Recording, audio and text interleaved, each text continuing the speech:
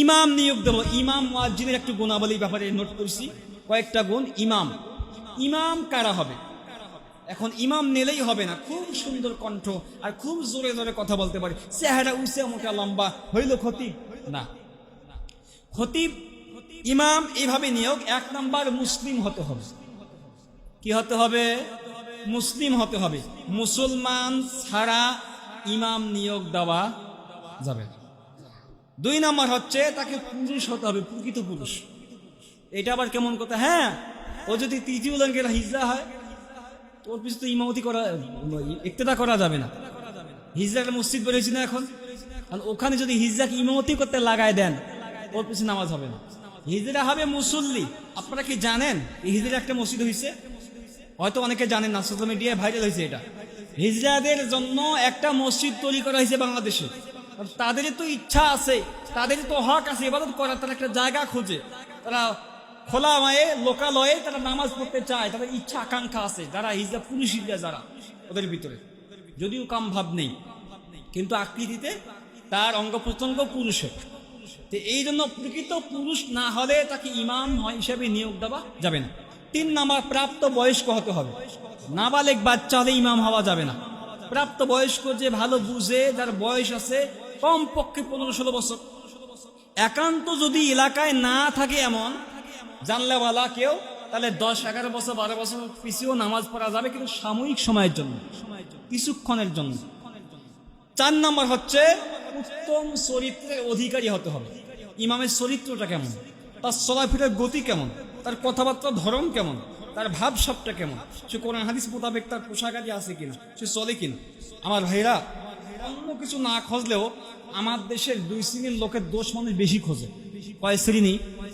Number 1, ইমামদের। ইমাম সাহেব টাকুন নিচে জুব্বা বসছে, ইমাম সাহেব হাঁটে কেমন কেমন করিয়ে, ইমাম সাহেব খালি পান খায়, ইমাম সাহেবের মশানি আলাদা, ইমাম সাহেবের ভাব আলাদা, ইমাম সাহেব খুব গরম গরম কথা বলে, ইমাম সাহেবের কথা শুনেই যায় না। আছে নাকি নাই অভিযোগ? 2 নাম্বার হলো মহিলা।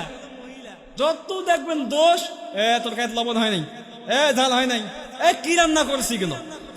হুজুর আমার বাড়ি এলি নামাজ পড়ে না।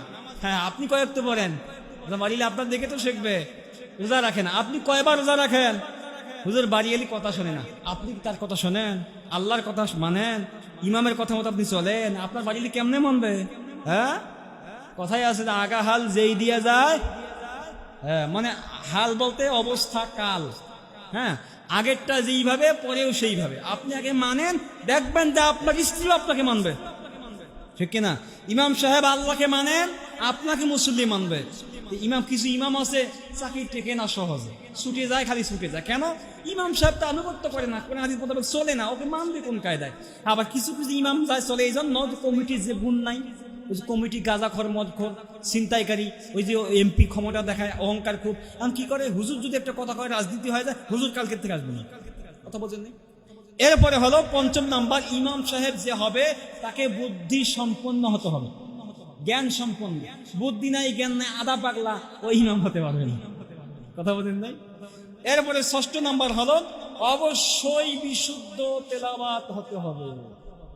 এখন আমার দেশে কিছু ইমাম তেলাওয়াত করে আল্লাহু আকবার, আলহামদুলিল্লাহি রাব্বিল আলামিন আর রহমানুর রহিম মালিক ইয়াউমিদ্দিন ইয়াকা না'বুদু ওয়া ইয়াকা নাস্তাঈন ইহদিনাস সিরাতাল মুস্তাকিম সিরাতাল লাযিনা আন'আমতা আলাইহিম গায়রিল মাগদুবি আলাইহিম ওয়ালাদ-দাল্লিন। মানে কোন কায়দে কোন জায়গা গেল ঠিক নেই, কখনো দাবে কখনো। আর আজানের ধরন তো আলাদা, অন্যরকম। হ্যাঁ, কিছু মুয়াজ্জিন আল্লাহু আকবার, আল্লাহ, ও ঘুমে টোপ পারে, ঘুম ধরে। এই প্রকার তেলাওয়াত যাদের, আজান যাদের, মুয়াজ্জিনও নিয়োগ দেওয়া যাবে না, এই জাতীয় ইমামকেও নিয়োগ দেওয়া যাবে না। 7 নাম্বার হচ্ছে কোরআনের জ্ঞান থাকতে হবে যথেষ্ট। 8 নাম্বার হাদিসের জ্ঞান। দেখা যাচ্ছে কোরআন বলে হাদিস মানে না, আহলে কোরআন, তাহলে কিন্তু হবে না। আবার দেখা যায় শুধু হাদিস মানে কোরআন বোঝে না, আহলে হাদিস, তাও হওয়া যাবে না। কোরআন হাদিস দুটাই বোঝে মানে এমন ব্যক্তিকে ইমাম হিসেবে নিয়োগ দিতে হবে। 9 নাম্বার হচ্ছে নামাজের মাসআলা সম্পর্কে যথেষ্ট জ্ঞান রাখে। হুজুর সাহু সিজদা কোন সময় হইল? হুজুর আজকে আমার 1 রাকাত ভুল হয়েছে, এখন সমাধান দেন যে নামাজটি কেমনে পড়লে ভালো হইত। উত্তর দিতে বলেন, আবার ইমাম সাহেব হবে না, ইমাম সাহেবকে জানতে হবে মাসআলা। একটু যদি মাসআলা এদিক ওদিক হয়, হুজুর একটু ভালো করে গবেষণা করে বলেন, তবুও বলেন। কিন্তু একেবারে অজানা এই জাতীয় ইমাম নিয়োগ দেওয়া যাবে না। 10 নম্বর হচ্ছে বড় ধরনের অসুস্থ হওয়া যাবে না ইমামকে।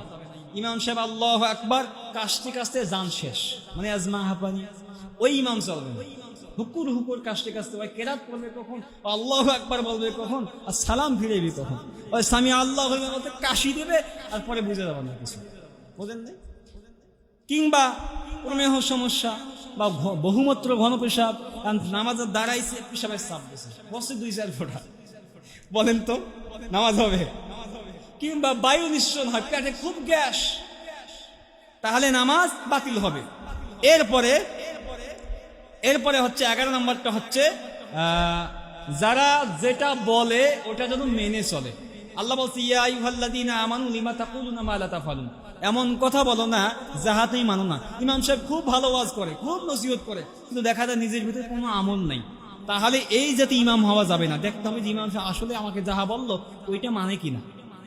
12 নম্বর হচ্ছে ইমাম সাহেবের যা কিছু হবে সব রবের সন্তুষ্টির জন্য। আমি আজকে এইভাবে কথা বললে কমিটি আমাকে সেলুট দেবে, এইভাবে আমি ওয়াজ করলে আমার কমিটি আমাকে খুব ভালো বলবে, নরম কথা বললে কমিটি খুশি হবে, গরম কথা বললে আমার এই কমিটি খুশি হবে না, এরকম বক্তব্য না। আল্লাহকে খুশি করার জন্য নামাজ, আল্লাহকে খুশি করার জন্য সিয়াম, যা কিছু ইবাদত। এরপরে হচ্ছে ইমাম সাহেবকে 13 নম্বরে অহংকার মুক্ত থাকতে হবে, অহংকার করা যাবে না। মসজিদে বিভিন্ন কথাবার্তা বলবে, জবাব দিতে হবে, বুঝাইতে হবে। 14 নম্বরটি হলো অবশ্যই তাকে শিরক ও বেদাত মুক্ত হতে হবে। 14 নম্বর হলো শিরক ও বেদাত যুক্ত কোনো আলেমকে ইমাম হিসেবে নেওয়া যাবে না। কথা বলছেন?